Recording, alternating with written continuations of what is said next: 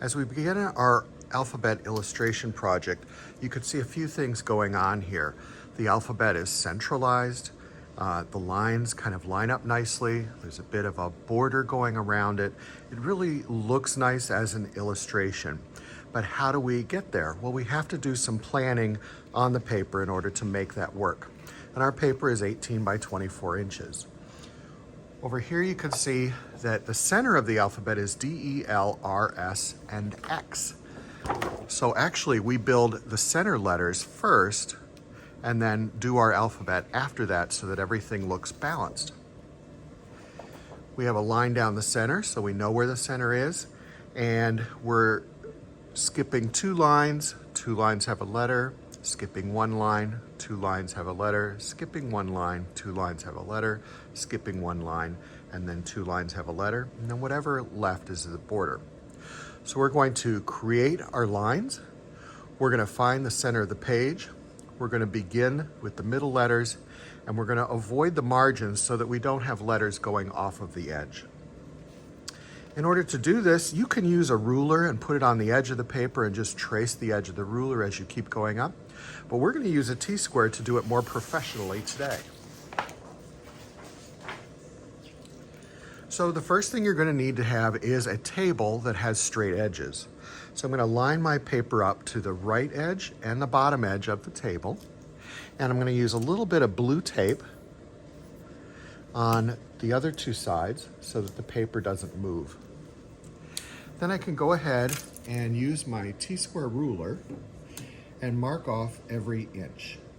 So 1, 2, 3, 4, 5, 6, 7, 8, 9, 10, 11, 12, 13, 14, 15, 16, 17, and 18 is the end of the page. Then I take my T-square, hold it against the edge of the table, and I want to make sure it's not wiggling anyway. It needs to be fully against the edge of the table. I can line up that dot and then go ahead and strike a line. And I'm actually not holding the pencil very tightly. I'm doing it loosely so that it creates very thin lines that are light and easy to erase, because at some point I am going to have to erase all of these original lines so that my final work looks neat and doesn't have any of this original carbon in it.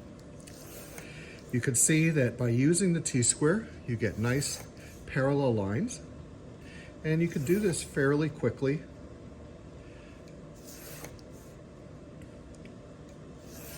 And I'm almost done.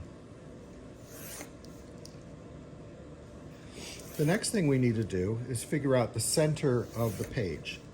And as I have my T-square here, I can see that my page is 24 inches long.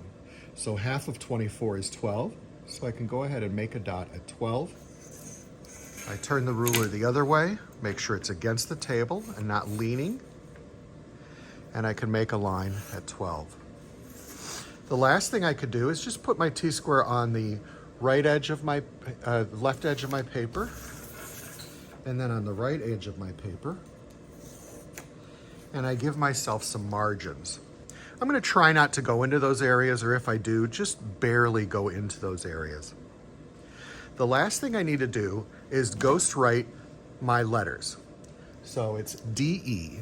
So I skip 2 lines, and I do D on the left side, L on the right side. Skip 1 line. E. So D-E. Next is L. Skip a line. R-S. R-S. And then skip a line and X.